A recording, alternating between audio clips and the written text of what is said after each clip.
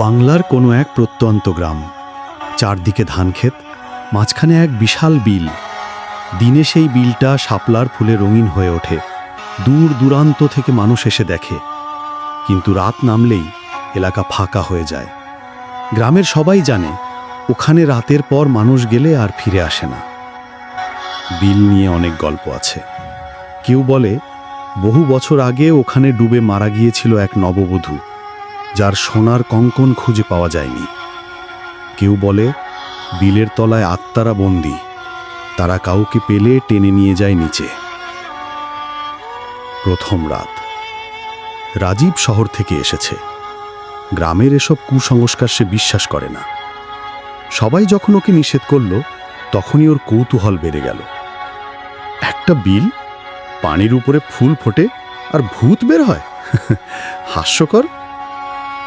সেদিন রাতে সাহস দেখানোর জন্য রাজীব একাই চলে গেল শাপলা বিলে। আকাশ কালো, মেঘে ঢেকে গেছে চাঁদ। হাওয়া বইছে কেমন যেন শীতল কাঁপুনি ধরানো। রাজীব হঠাৎ খেয়াল করল বিলের মাঝখানে শাপলাগুলো এক একে ফুটে উঠছে, আর প্রতিটা ফুল থেকে ম্লান আলো বের হচ্ছে, যেন ছোট ছোট প্রদীপ। সে থমকে দাঁড়ালো। ঠিক তখনই পানির মাঝখান থেকে ভেসে উঠল একটা ছায়া। সাদা শাড়ি পরা এক মেয়ে, চুল ভেজা, মুখটা অস্বাভাবিক ফ্যাকাশে, দুটো চোখ লাল আগুনের মতো জ্বলছে। মেয়েটি ধীরে ধীরে হাত বাড়িয়ে বলল, তুমি কি আমার হারানো কঙ্কনটা খুঁজে দিতে পারবে? ফাঁদ। রাজীব ভয়ে পিছু হটতে গেল, কিন্তু পায়ের নিচে হঠাৎ কাঁদা শক্ত হয়ে গেল, যেন কেউ হাত দিয়ে ধরে রেখেছে। সে চিৎকার করতে চাইল, কিন্তু গলা দিয়ে কোনো শব্দ বের হলো না। মেয়েটি হেসে সামনে ভেসে এলো। তার হাসিটা ছিল ঠান্ডা, শীতল আর মৃত্যুর মতো ফাঁপা।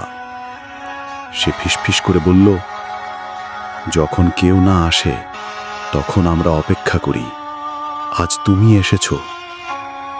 হঠাৎ চারদিক থেকে আরো অনেক মুখ দেখা গেল পানির উপরে। পুরুষ, নারী, শিশু, সবার মুখ ফ্যাকাশে, চোখ লাল, ঠোঁট নীলচে। তারা ধীরে ধীরে এগিয়ে আসছিল রাজীবকে ঘিরে ধরতে। শেষ মুহূর্ত। রাজীব প্রাণপণে চোখ বন্ধ করে চিৎকার করতে লাগলো। তখনই কানে এলো ভেসে যাওয়া কান্নার শব্দ, যেন একসাথে অনেকগুলো গলা গুবে মরছে। কাঁদা শক্ত হয়ে টেনে নিতে লাগলো তাকে পানির ভেতরে। শেষবার চোখ খুলে সে দেখল সাদা শাড়ি পরা মেয়েটা একেবারে তার সামনে, ফাঁপা চোখ দিয়ে তাকিয়ে আছে। ঠান্ডা কণ্ঠে বলল, আজ থেকে তুমিও বিলের মানুষ। তারপর পরদিন সকালে গ্রামবাসী রাজীবকে খুঁজতে গিয়ে শুধু তার জুতো জোড়া পেল বিলের ধারে। শরীর নেই, কোনো চিহ্ন নেই। কিন্তু তারপর থেকে মাঝরাতে শাপলা বিলের জলে একটা নতুন আওয়াজ ভেসে আসে, রাজীবের কণ্ঠ। ডুবে যাওয়া মানুষের মতো হাহাকার, আমাকে বাঁচাও, বাঁচাও।